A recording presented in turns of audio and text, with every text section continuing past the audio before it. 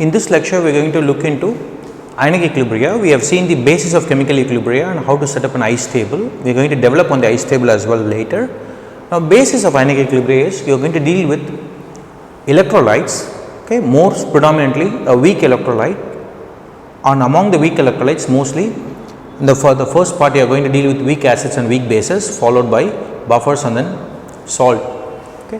When you look into electrolytes, basically when you put electrolytes in water, they dissociate into ions.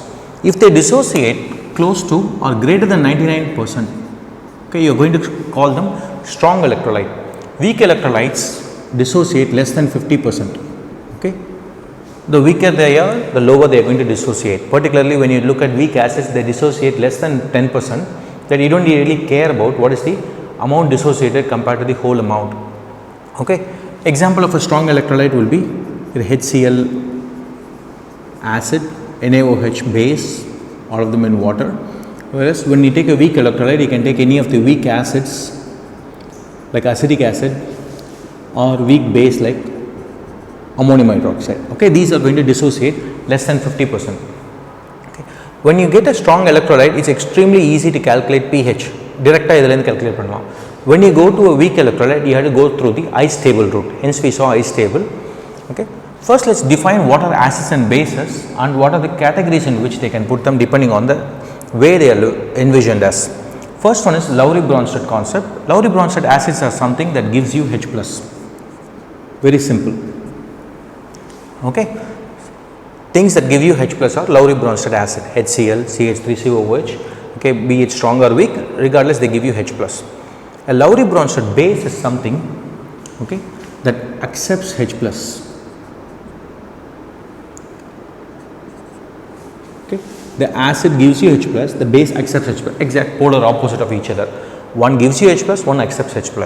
When it comes to Arrhenius, there is no difference in terms of acid, something that gives you H+, but the opposite counterpart is not accepting H+, a base gives OH-.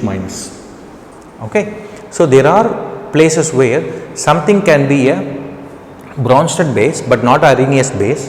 Something can be Arrhenius base, but not a Bronsted base. For example, let us take ammonia. Okay. Ammonia can absorb or react with H+ to give you NH4+. Okay. But it does not give you OH-. So, this is not going to be a Arrhenius base, this is a Bronsted base. If you take for example NaOH, it can give you OH-. So, that is going to be a Arrhenius base. Now, the NaOH can also be visualized as a Bronsted base because NaOH will react with H+, will take the H+. Okay. Now, Lewis is completely different concept. This has to deal with electrons. Lewis acids are one that accepts electrons. Okay. Example BF3. Boron has 3 bonds. We know the structure as well, chemical bonding. 3 bonds, 6 electrons. So, it needs 2 more electrons, pair of electrons. So, it is something that accepts an electron. So, that is a Lewis acid. When you go here, a Lewis base is something that donates electrons. Example ammonia. It has pair of electrons, it can donate. So, ammonia is a Bronsted base as well as a Lewis base depending on how you are going to see. Let us take for example, we saw our organic chemistry NH2 and how the inductive and resonance effects are going to affect its basicity. The whole concept of basicity is basically Lewis basicity. Okay, how ammonia or NH2 attached to something can give the electrons, Lewis basicity. Okay. Now, needless to say, at this point I want to make an example. A Lewis base will donate electrons to Lewis acid and they can form what is called an adduct. For example, NH3 donates electron to BF3. Okay. Because we have seen chemical bonding, I will just take an extra mile and say NH3 used to be sp3 hybridization and it is still sp3. Okay. BF3 used to be 1, 2, 3 bonds, no lone pair, it used to be sp2 hybridization. Now it has formed 4th bond. So, there are 4 bonds, 3 with fluorine, 1 with nitrogen. So, it has become sp3. Okay, when you form an adduct, these type of questions can come for you guys. Okay, this is strictly not equilibrium, more like chemical bonding, but it's a combination. Okay, the interface is where many of you will have trouble. So I'll try to introduce this as and when required. Okay, so now these are the basic definition of how we are going to deal with acids and bases. But when it comes to ionic equilibria, our Lewis concept is not that all that important. We are going to be looking at either one of these two concepts, okay, depending on the given type of example, and what can we do with those. Let's take a weak acid. A weak acid is in general represented as HA. Okay, HA, when you put it in water, it gives you H3O plus and A minus. Okay, donates hydrogen, gives away H plus, so it is a acid. So this is the acid. Anything that differs by only one H plus, okay, it's called a conjugate. Now inge this is going to differ here, right here, this and this are conjugates. HA and A minus are conjugate. The one that has one less hydrogen is called a conjugate base. Similarly, I can say this is behaving as an acid, this is behaving as a base. Okay, idu rendu conjugates. Rendu differ by only one H plus, and this has more hydrogen, so this will be the acid counterpart, conjugate acid. So conjugate acid of H2O is H3O plus, or conjugate base of H3O plus is H2O. Conjugate base of HA is A minus, or conjugate acid of A minus is HA. Okay. Now we are going to do the same that we did before, ice table, C minus X, and water you never care, you don't put a 0, you put a sign, a hyphen, because it's in such a large volume, the change in its concentration is immaterial. Okay, this is going to be X, this is going to be X. Okay, this is one way of doing. So I can, or I can do in terms of degree of dissociation, 1 minus alpha, alpha, alpha. In terms of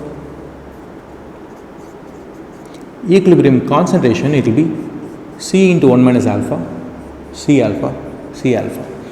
Okay. In our first case, Kc equals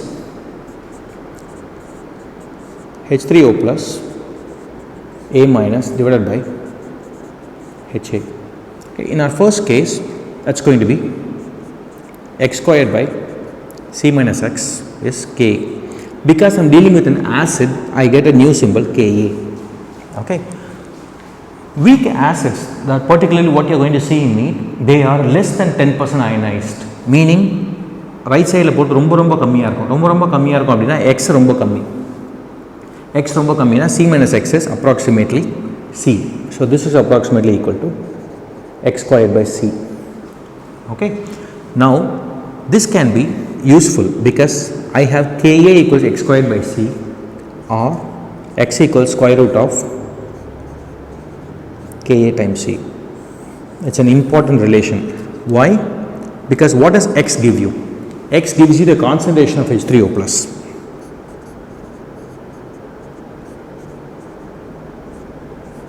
This is important because negative log of this number will give you pH. So we are going to deal with pH later. Okay. This is first case. Using degree of dissociation. Okay. If I use this one, degree of dissociation, I can say Ka equals C alpha times C alpha divided by C into 1 minus alpha, that equals C alpha squared by 1 minus alpha is Ka, that's approximately equal to C alpha square. Just like what you did here, the amount that it goes to the right side is so small that C is much larger than X, so C minus X is approximately C. Similarly, I can write here 1 is much larger than alpha, 1 minus alpha is approximately 1. So if this is 1, C alpha squared will come. So now what I have is Ka equals C alpha squared, or alpha equals square root of Ka by C. This will come straightforward for you. They can ask you degree of dissociation right away. Okay. degree of dissociation கேட்டா நீங்க straight நீங்க இதை எழுதிடலாம் alpha equals. In some questions what they will ask you is they will give you the concentration, they will give you the degree of dissociation, they will ask you Ka, அப்போ C alpha square நீங்க calculate பண்ணலாம். Okay, there are questions where they can give you degree of dissociation, they can ask you the pH. Okay, now look at it, X equals C alpha.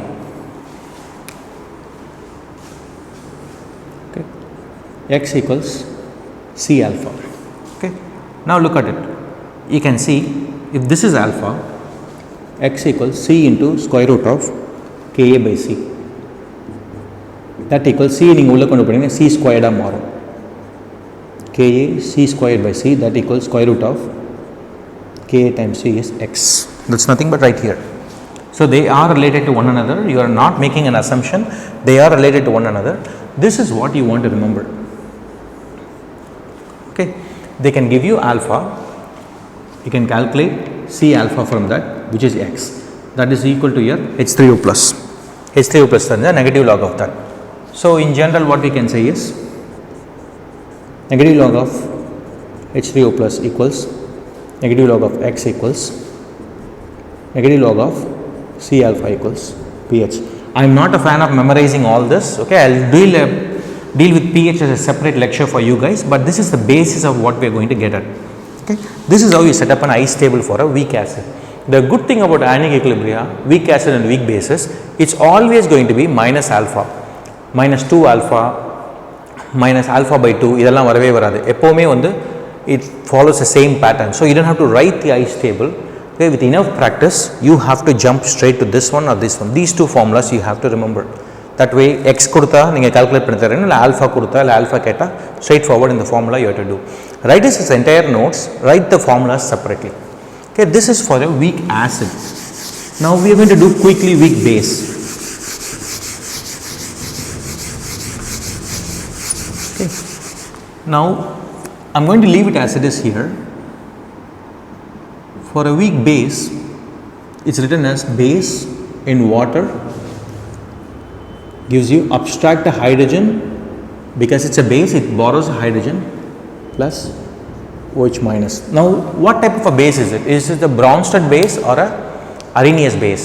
It's both. The reason is B takes a H plus, Bronsted base, also ends up forming a OH minus, Arrhenius base. Okay. Now I can write the same, C minus X, X, X, or I can write C into 1 minus alpha, C alpha, C alpha. So everything that you wrote for this one is exactly same. The only difference being here it is called Kb equals BH plus OH minus divided by B. Kb equals x squared by C minus x, approximately x squared by C.